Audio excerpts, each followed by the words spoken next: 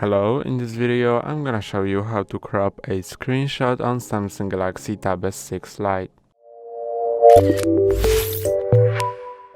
To crop a screenshot, first take the screenshot.